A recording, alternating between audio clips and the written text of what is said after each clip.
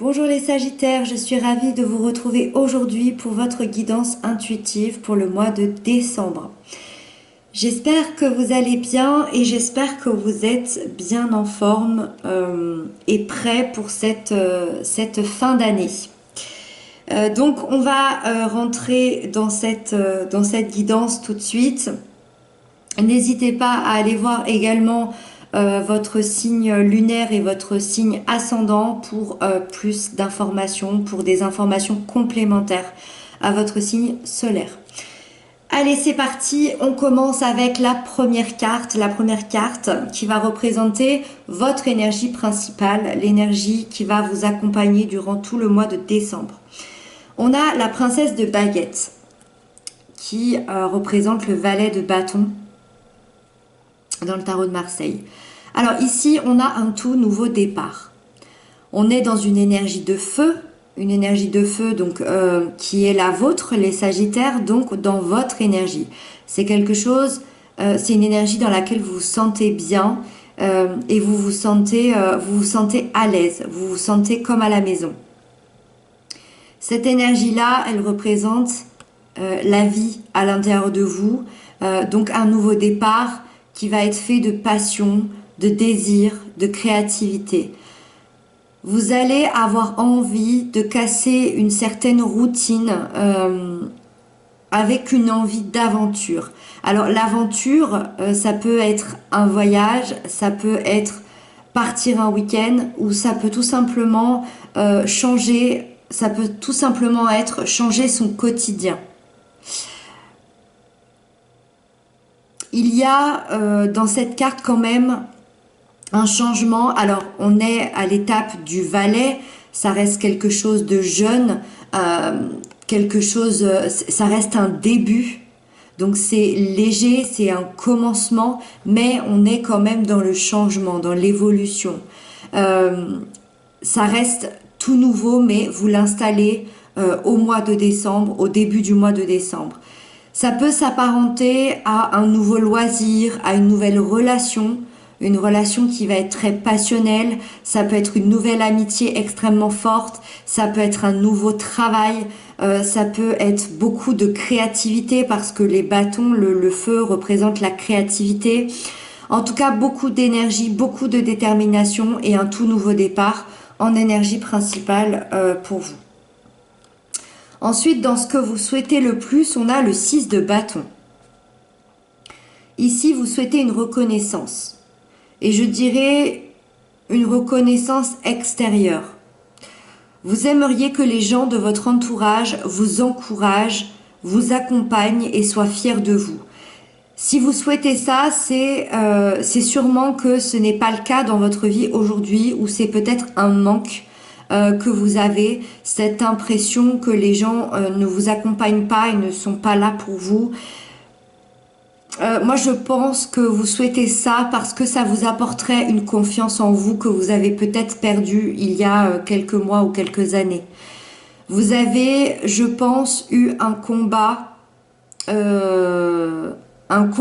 un conflit qui a été extrêmement difficile, à dépasser. Il y a peut-être, ça fait peut-être 4 ou 5 ans. Ça a été extrêmement difficile à dépasser pour vous. Vous y êtes arrivé puisque on a la 6 de bâton. Donc vous pouvez être fier de vous. Mais ce que vous souhaitez le plus, c'est cette reconnaissance extérieure. C'est comme si vous aviez remporté une victoire et que personne n'était là pour la fêter avec vous. Donc il y a un côté quand même un petit peu triste ici. Vous aimeriez peut-être être félicité de toute la détermination et la force que vous avez eue. Ensuite, dans le défi à dépasser pour ce mois-ci, on a le 8 de coupe.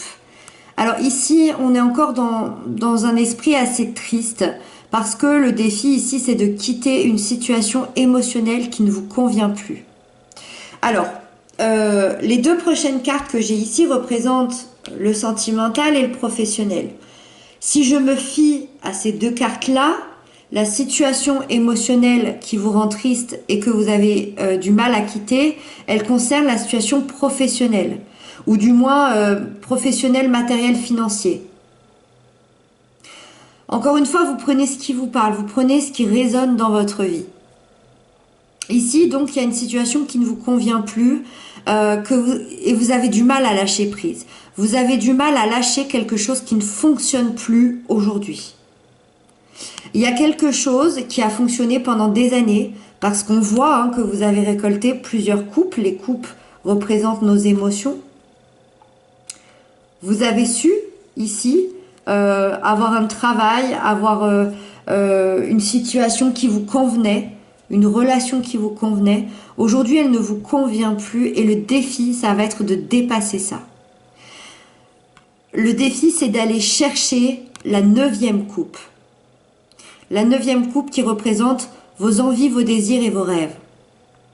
C'est d'aller chercher des personnes beaucoup plus authentiques, des personnes qui vous conviennent, d'aller chercher des nouvelles idées qui vous conviennent aussi, d'aller chercher une nouvelle manière de réfléchir, d'agir, de penser, d'aimer, une nouvelle façon de travailler aussi, une nouvelle façon d'investir son argent. En tout cas, il va falloir dépasser un mal-être ici ou une insatisfaction. Ça va être votre défi de ce mois. Dans la sphère sentimentale relationnelle, on a le hiérophante, arcane majeur, donc très important, une étape extrêmement importante et une carte ici très positive avec ce hiérophante qui représente le pape. Ce personnage évoque une personne très mature, une personne de confiance, une personne bienveillante. Dans un cadre très personnel, on est dans une carte très spirituelle, il y a une évolution spirituelle ici. Le pape vous guide sur le chemin de la paix et de la confiance en vous. Pour les personnes qui sont seules, il y a une reprise de confiance en vous ici, clairement, et qui peut amener à rencontrer quelqu'un derrière qui va être très important et qui va être très bienveillant. Dans un cadre sentimental, amoureux, si vous êtes avec un partenaire, c'est une carte qui nous parle quand même de religion, même si on n'est pas forcément dans la religion pure. En tout cas, ça nous parle d'un contrat, d'une bénédiction. Il y a une union ici, il y a un engagement. La plupart du temps, ça nous parle d'un contrat de mariage. Et si vous êtes déjà engagé, les liens vont être plus solides que jamais ici. En tout cas, dans la sphère sentimentale relationnelle, au mois de décembre, on est au top. Tout va bien, on maîtrise, on est confiant, on est dans la maîtrise, dans la maturité, on a confiance en nous, on a confiance en l'univers, en l'avenir, voire une confiance aussi en la personne que l'on aime ici. Ensuite, dans la situation, la sphère professionnelle, matérielle, financière, on a la 2 d'épée. C'est pour ça que je vous disais tout à l'heure que j'ai l'impression que ce défi à dépasser est dans la sphère professionnelle, matérielle, financière, parce que la 2 d'épée nous parle d'un choix. On est face à un choix, on est face à une indécision, on en a peut-être un peu peur, on se sent bloqué.